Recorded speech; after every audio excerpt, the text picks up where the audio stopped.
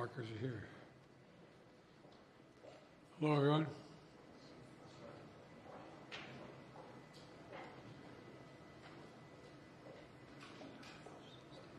You got everybody? Well, good afternoon. And this is a very good afternoon. A very good afternoon. Today we're bringing home Paul, Evan, Alsu, Vladimir. 3 American citizens and 1 American green card holder. All 4 have been imprisoned unjustly in Russia. Paul for nearly 6 years. Vladimir since 2022. Evan since March of 2023. And Alsu since October of 2023. Russian authorities arrested them, convicted them in show trials, and sentenced them to long prison terms with absolutely no legitimate reason whatsoever, none. Paul, a former Marine, was in Russia for a wedding. Evan, a journalist with a Russian, in Russia, was in Russia, assigned by the Wall Street Journal. Alsu, also a journalist, was in Russia to see family. All 3 falsely accused of being spies. And Vladimir was a Russian citizen by birth and holds an American green card. He's a Pulitzer Prize-winning journalist and was a pallbearer at my friend John McCain's funeral with me. He spoke out against Putin's regime, and for that he was convicted of treason. And now, their brutal ordeal is over, and they're free. Moments ago, the families and I were able to speak to them on the telephone from the Oval Office. They're out of Russia. Earlier today, they were flown to Turkey, and soon they'll be wheels up on their way home to see their families. This is an incredible relief for all the family members gathered here. It's a relief to the friends and colleagues all across the country who've been praying for this day for a long time. The deal that made this possible was a feat of diplomacy and friendship. Friendship. Multiple countries helped get this done.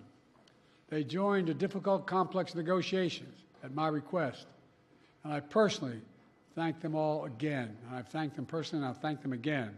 All told, Russia has released 16 prisoners. 8 Russians who are being held in the West will be sent home as well. These 16 prisoners from Russia that Russia has released include 4 Americans, 5 Germans, 7 Russian citizens who are political prisoners in their own country. One of those Russians runs a human rights organization, Memorial, which won a Nobel Prize in 2022. Putin threw him in prison for voicing opposition to the war in Ukraine. 4 others work with Alexei Navalny, political opposition leader who died in Russia prison this year. Now they can live safely abroad and continue their work of advocating for democracy if they so choose. This deal would not have been made possible without our allies. Germany, Poland, Slovenia, Norway, and Turkey, they all stepped up, and they stood with us. They stood with us. And they made bold and brave decisions, released prisoners being held in their countries who are justifiably being held, and provided logistical support to get the Americans home. So for anyone who questions whether allies matter, they do. They matter. And today is a powerful example of why it's vital to have friends in this world. Friends you can trust, work with, and depend upon, especially on matters of great consequence and sensitivity like this. Our alliances make our people safer, and we began to see that again today. Let me say this. It says a lot about the United States that we work relentlessly to free Americans who are unjustly held around the world. It also says a lot about us that this deal includes the release of Russian political prisoners. They stood up for democracy and human rights. Their own leaders threw them in prison. The United States helped secure their release as well. That's who we are in the United States. We stand for freedom, for liberty, for justice, not only for our own people, but for others as well. And that's why all Americans can take pride in what we've achieved today. I want to thank everyone in my administration who helped make this happen.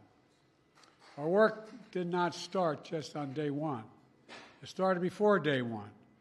During the transition, I instructed our national security team to dig into all the cases of hostages being wrongfully detained, which were inherently, well, we inherited them from the prior administration.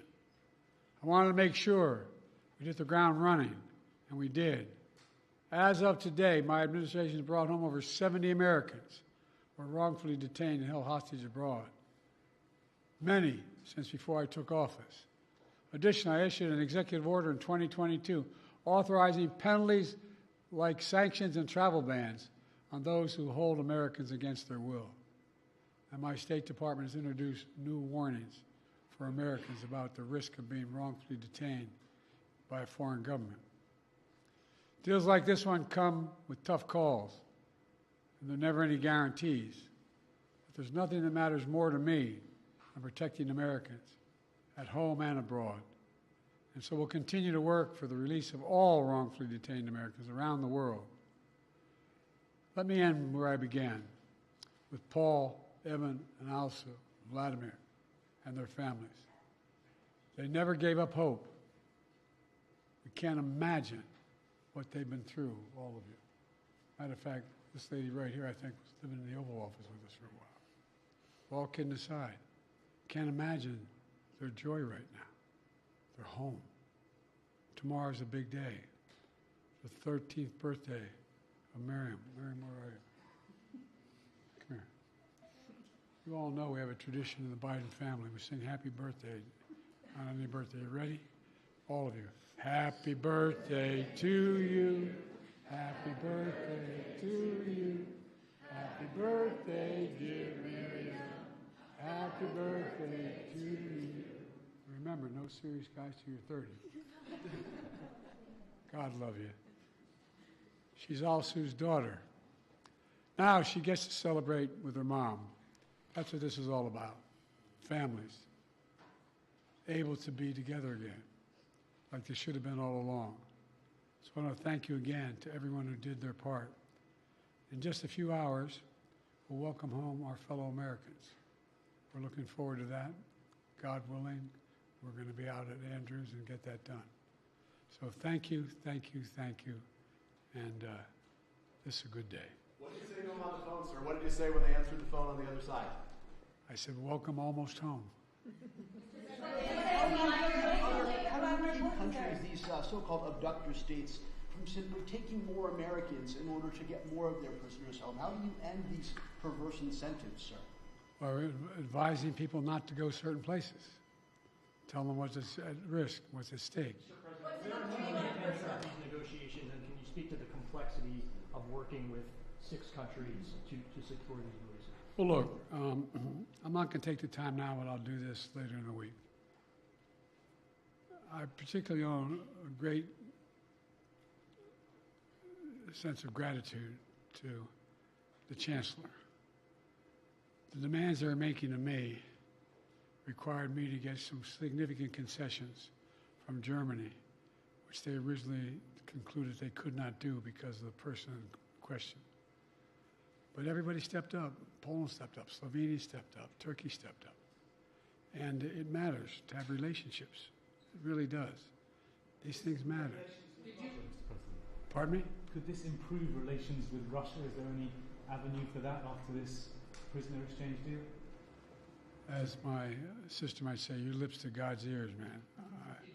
Did you ever speak with Vladimir Putin about this, or would you be willing to speak with Putin now directly? I don't need to speak with Putin. Anyway. How did you weigh that decision of letting somebody out who sounds like got away with murder tonight? I got home innocent people. Thank you. All right. Thank you. Hello, what did you say to your son? As a father, are you speaking with Erdogan or any of the leaders about this?